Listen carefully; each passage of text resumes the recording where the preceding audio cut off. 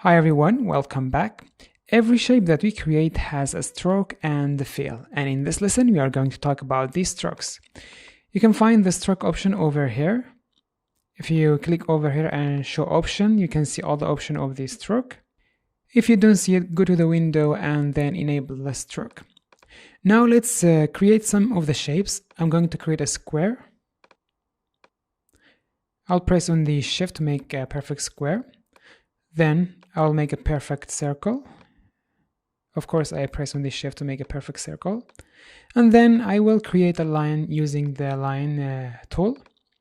So the first one, we have this square. It consists of the fill, which is the white color, and also the stroke, which is the black color. You can change the color by clicking on this arrow. It will show the swatches for you. You can choose a color that you want. If you press on the shift and click on this arrow, you can see you have these sliders to choose whatever color that you want. For the stroke is the same, and in this lesson we are going to focus on the stroke actually, but let me choose a color for the fill for now. For the stroke, the color are the same. If you click on this arrow, you can see the swatches and you can choose any color that you want. And if you press on the shift and click on it, you will see these sliders to change the color. But don't forget, you always need to select your object before changing any color. So for now, I'm going to choose a color from our stroke. And then we have over here the width of the stroke. Let's increase it like this. 70 is good. Then if you click on this stroke name, you will have all of these settings for the stroke. You have the same settings over here. If you don't see this, click on these three lines and then show the options. You'll have something like this. They're exactly the same settings.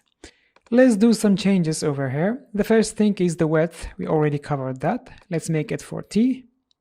And then the second thing I'm going to cover is align the stroke. We can make our stroke inside the shape, which is inside the shape right now, and we can make it inside and outside. If I click over here, now our stroke is inside and outside. And we can also make our stroke to be outside of the shape just like this. Let's keep it like this, inside and outside. And then we have the corners. This one works with the sharp corners, things like squares and rectangles. Let me zoom in and let's go to the stroke settings again. We can round the corners and also cut them just like this. Let's keep it sharp, just like this. And now another thing we have is dashed line. This one basically gives this pattern look to the strokes. Right now the dashes and also the gaps are similar, but if you add a number to the gap, now we can control the gap between these dashes, just like this. And of course, you can add more dashes and gaps and make a more complex pattern. Now let's move to the caps. You can make the round caps just like this. Let me change the gap between them, or increase the dashes actually. Let me add some of the gaps as well. As you can see with the gap, you will set a new size for the gap. It won't be similar to the dashes. For some reason, the gap that I added didn't apply. I'm going to continue over here, make it 25. As you know, these settings are similar to the other one that we get from the stroke. I'm going to add more dashes and gaps, so just to show you how different patterns we can add to our stroke. Another thing we have, especially for the squares, is the corner of the square. As you can see now, they are even, they are similar. If we click on this one, the stroke or the corners will be distributed randomly.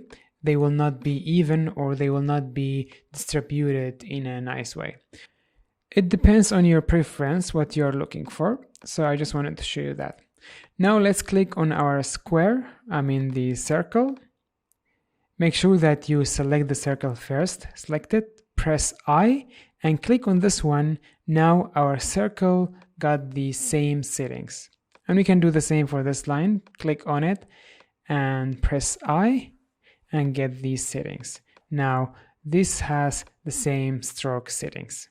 If we go to the stroke settings over here, or we actually can go it over here, now we have something called arrowheads. This is something that we can add it to the strokes or the lines, you can actually create some arrows with these settings. You can add the end and also the head. Let me change this to something else. Not this one. Let's choose this one. Now we can move this around. It's a line, you can make it longer. And then if you go to the settings, I will disable the dashed line. Just like this, we created our arrow. And then you can go to the settings and change the size for the head and also the end.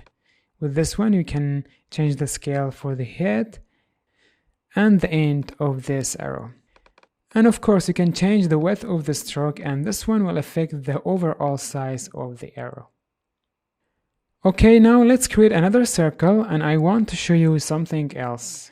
I'll create this circle, and it got the previous settings. We don't want this. I'm going to disable the dashes for now, and I will keep everything the same. Now let's cover the profiles. Now we are using the uniform. We can change it to something like this. As you can see, it starts from 0 all the way to 100. And we have different types of profiles. We can also create our own profiles. There is a tool for that. Let me make it uniform. Okay, now make sure that you select the circle. And by the way, you can change the profile over here as well. Now let's make it uniform. And if you go to the toolbar, we have this tool which is called Width tool. With this tool, you can change the width of the stroke as you like. Just like this, I created this point, and I can change the size of this area as I like. If you press on the Alt, you can change only one side of the stroke. Just like this, we are changing this side, and we can change this side as well. You can also double-click on one point and change the values as you like. You may need to use this option when you want to be very precise.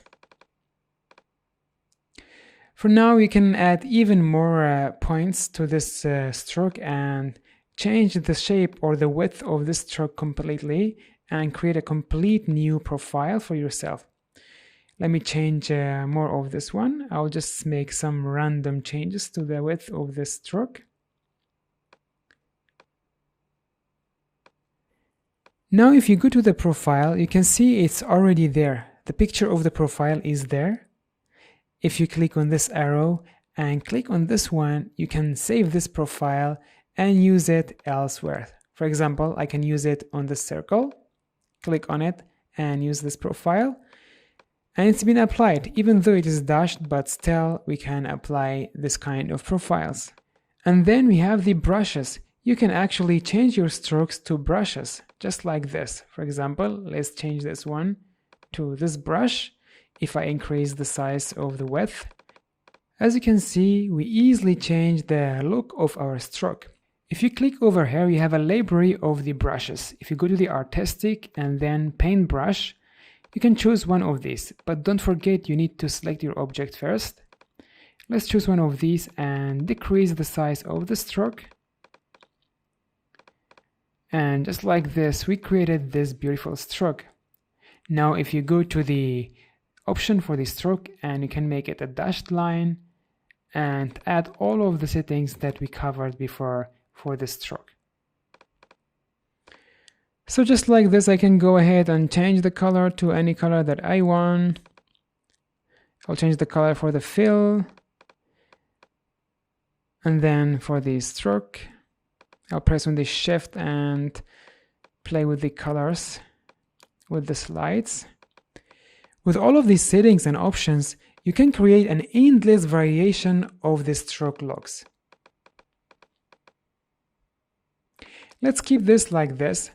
The last thing that I want to cover in this lesson, I just want to show you that all of these settings that we have covered, they are actually available in the Properties panel. If you don't have Properties panel, go to the window and enable it. And you have all of the settings for the fill. You have all of the options for the color swatches and also color sliders. And the same thing for this stroke. We have the color swatches, color sliders. If you click on this, you'll have all of these settings for the stroke, similar to this one. And also you can play with the width of the stroke over here. Then we have the opacity. And of course we have the brushes. Just like this. And we have the alignment options as well, which I covered in the previous section.